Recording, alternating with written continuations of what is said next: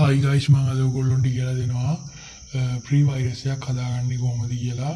මේකට භාවිතා කරන්නේ නෝට්පෑඩ් software එක විතරයි. ඉතින් මේක ඔයාලට මම කෝඩ් එක දෙනවා. කිසිම කෝඩින් දැනුමක් අවශ්‍ය වෙන්නේ නැහැ.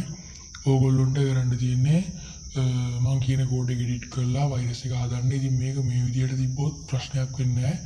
ඒක ගොඩක් භයානකයි මම කියන විදිහට එඩිට් කරොත්. ඔයාලා දැන් ඕපන් කරගන්න මම ඕපන් කරා වගේ නෝට්පෑඩ් software එක. ඉතින් ඔය උතන 1:20 කියලා තියෙන්නේ.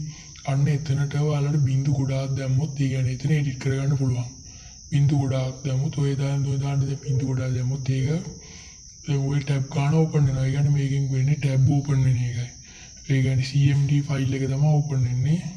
CMD software එක ඒක ඕපන් වෙනවා. ඉන් බිංදු ටික බැක් කරගමු මේකෙන් මේ විදිහට තිබ්බොත් කම්පියුටර් ස්ටක් වෙන්න ගන්නවා. කම්පියුටර් එක කැඩෙනවා. ගොඩක් වෙනවා. දැන් මම බිංදු එක කපා ගන්නවා බිංදු ටික. මම දැන් 20 දිනවා තිබ්බ 20 ඉඳලා ඊට ඕපන් වෙන්නේ CMD එක සිලෙක්ට් කරේ ඕපන් වෙන්නේ CMD එක. එතන ඔය send keys කියලා තියෙන එතනට ඔයාලට කැමති එකක් දෙන්න පුළුවන්. මම my channel එකේ නම white wap කියලා දීලා තිනවා. ඕගොල්ලොන්ට දෙන්න පුළුවන්.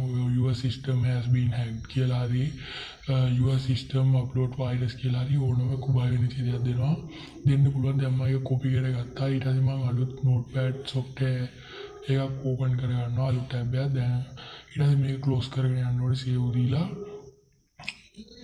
ඕගොල්ලෝ සර්ච් කරගෙන මම කලින් කරා දැන් කරා වගේ notepad කියලා සර්ච් කරගෙන ආයි copy කරගන්න නැත්නම් අර මොන හරි මොකක් කියලා ආයි copy කරගත්තා. ඊට පස්සේ copy කරගෙන යන්න notepad software එකට Windows bar එකට ගිහිල්ලා සර්ච් කරන්නේ notepad කියලා. ඊට පස්සේ අර කෝඩ් එක paste කරගන්න මම මේ paste කරගත්තා වගේ. ඉතින් මම දැන් ගොඩක් කරදර වෙන ඉන්නා 20ක් આવත් මට කරදරේ ඉන්න මම බිඳුවක් අයින් කරනවා. ඊට පස්සේ මගේ නම change කරනවා your system has been hacked කියලා. ප්‍රශ්නයක් නෑ. ඔයාලට කැමති නමක් දෙන්න පුළුවන්. ඔයාලගේ නම හරි මොකක් හරි hack කියලා හරි මොකුත් කැමති එකක් දෙන්න පුළුවන්. ප්‍රශ්නයක් නෑ.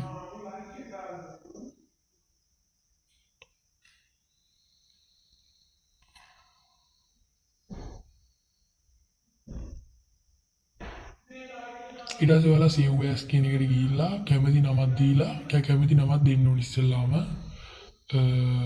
ඔව් කැමති නමක් දෙන්න ඕනේ ඕගොල්ලෝ. සේව් කරගන්න ලොකේෂන් එක තෝරලා දැන් මම මේ තෝරනවා. මම ඩොකියුමන්ට් වල සේව් කරන්න යන්නේ. මම දැන් GT කියලා දෙනවා.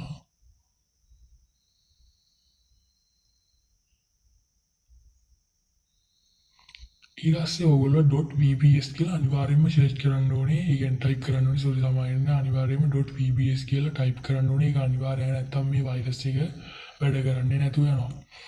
ඊට පස්සේ ඔයාලා පහළ තියෙන save icon එක ක්ලික් කරලා save කරගන්න ඕනේ.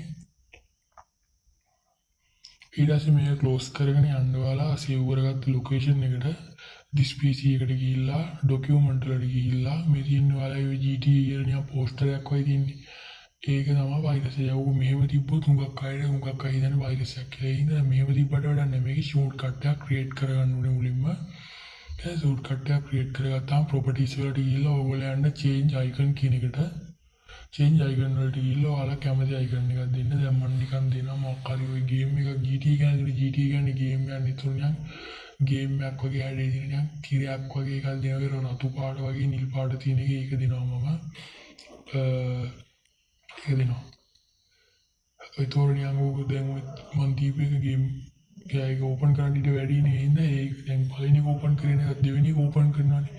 ඒ හින්දා ඒක තියන්න කොපි කරලා ගන්න ඒ මොකක් කරන්න බෑම තියන්න.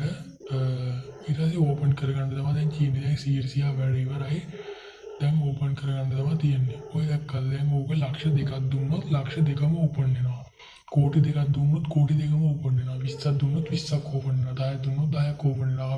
අපි කලින් දාගත්ත විදිය තියෙන CMD එක ඕපන් වෙන්නේ your system is hacked කියලා තමයි ටයිප් කරේ. ඒ හින්දා ඒක වැටෙනවා. ඉතින් අද වීඩියෝ ඉවරයි. සුබ දවසක්. මගේ channel එක subscribe කරන්න, like කරන්න, comment කරන්න, share කරන්න. goodbye හැමෝටම.